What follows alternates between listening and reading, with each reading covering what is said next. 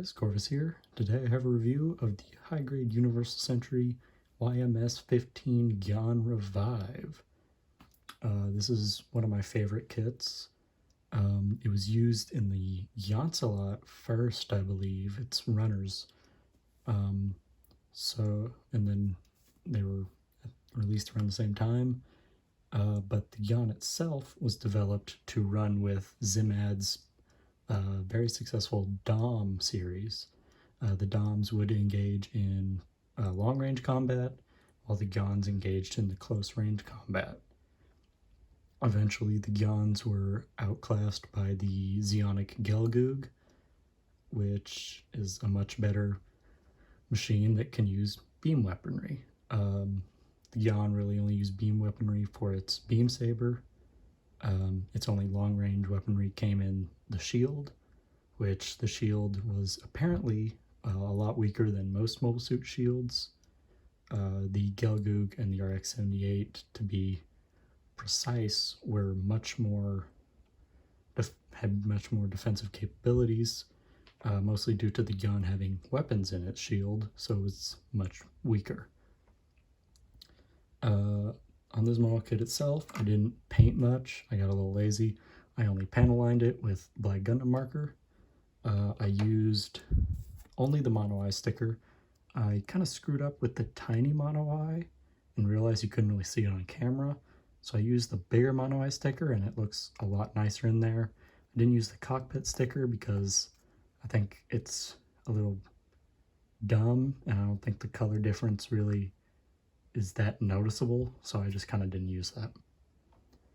The only spare parts you get with this kit are a single polycap 1, which is just a neck joint for Gundam frames, and I believe the Goof Revive used that one.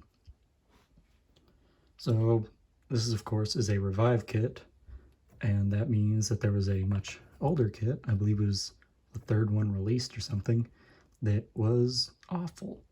But due to modern technology, we now have the power to give our mobile suits double bend elbows and double bend knees. Look how far we've come. So on the Gyan, we'll start with the head. The head moves up that far. It has like a hinge joint and a ball joint at the top, so it goes up pretty far. It goes down pretty all right. It'll go all the way around, nothing hinders the head. The body, this abdomen's really nice, has a very nice ab crunch, 2 balls in there, one at the top, one at the bottom, that give it a really nice ab crunch, very similar to the RX-78 Revive. The shoulders are kind of neat. They have like a weird like inner shoulder as well as the outer shoulder that connects to the arm. So it's got like a slide, it's on a ball joint, and it has a hinge. The hinge isn't as good as, say, on a Gundam frame like the RX-78 Revive or like the Afrits, but it's still very nice, and it gives you a lot of motion. The arms, of course, spin all the way around at the top. Double bend, ball joint, wrist, you know, some basic Revive stuff. The skirt is very nice. You have just one single skirt armor here in the middle. You can split them in the inner frame armor under here, but it kind of makes it hard to put the skirt armor on. It kind of makes it a little loose. So I don't recommend splitting the skirt underneath there unless you split the skirt there on the Gyan. Side skirts don't go out very far, but it's more than enough to allow the legs to go all the way out. The front skirt armor doesn't go up that far, but the legs can still go up pretty nice. The back skirt actually moves. It's not very much, but it's still very nice that we have that, and it allows the leg to go back like that. There's a kind of swivel, like rocking back and forth joint in there. I don't really like those joints, but this one's pretty nice for some poses. The Knees, of course, you've already seen. Very nice double bend.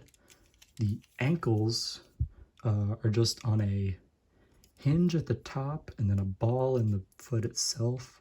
So it, of course, goes forwards and backwards and then has very nice range of motion for stances. And then we have a toe bend, which I've never really used for posing, but it's nice that we have it. So most of the Gyan's articulation is here for some really wacky poses it can pull off from the show or just with its weapons. One thing we get is an extra hand that has a little joint here for holding the sword in there like that, which brings us to the next one, the beam saber. It's a very nice beam saber. It's pretty long. I've always liked the shape and just the general look of the Gyan's beam saber. Very, fence pokey, So we use this, put it in the hand. It's got like a little plastic piece there to hold the beam saber in there really well. Put it in there. Take off standard holding hand, which can also hold the Gyan beam saber perfectly fine, but I prefer to use this hand. In you go. And then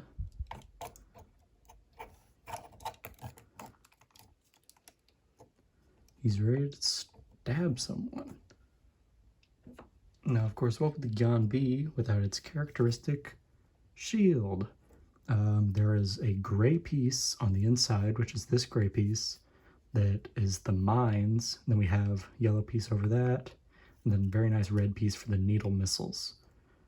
And then on here, we've got very nice joint that allows it to kind of hold it forwards in the hand.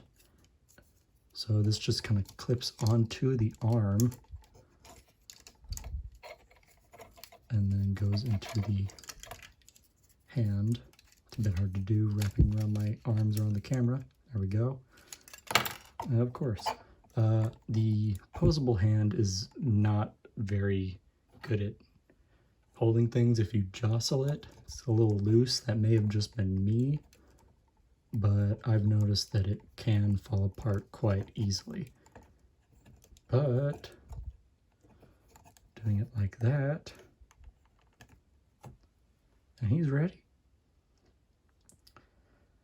So the Gyan is a relatively alright suit. It had a relatively not alright pilot. It can pull off some really nice poses. It has some great accessories. It looks amazing, to be fair. In my opinion, it looks really good. This mobile suit is like a definite need, in my opinion.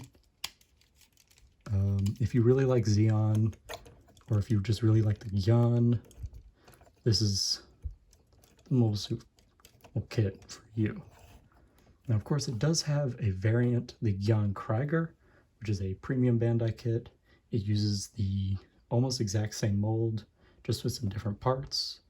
So if you do have a Gyan Krieger or thinking about getting that one, it's got the same great articulation, and it comes with the same posable hand. So if you're wondering which one to get, I do recommend the Gyan Krieger. But when that gets to me for the reprint this month, I'll also do a review of that. So let's get some size comparisons in here. Here we have its partner in crime, the Dom. They're about the same height. The Gyan is just a bit taller with its head spike. Here we have it next to the RX-78. And if you notice, the Gyan is absolutely huge next to the RX-78. Late into the 1 year war, the RX-78 gets absolutely dwarfed. Here we have it next to its Revive little friend here, the Goof. They're about the same size. Oh no. They're about the same size, the Goof and the RX-78. Gosh. And then we have the mobile suit that decided that it would ruin the Gyan's career. the Gelgoog. They're also about the same height. The Gelgoog just looks way bigger because of its bulkiness. But I can see why Zeon went with the Gelgoog. It's just a much more general purpose mobile suit with much better survivability rate, I believe. So, if you ask me, Gyan Revive gets a very solid 9 out of 10. I'll see you guys next time.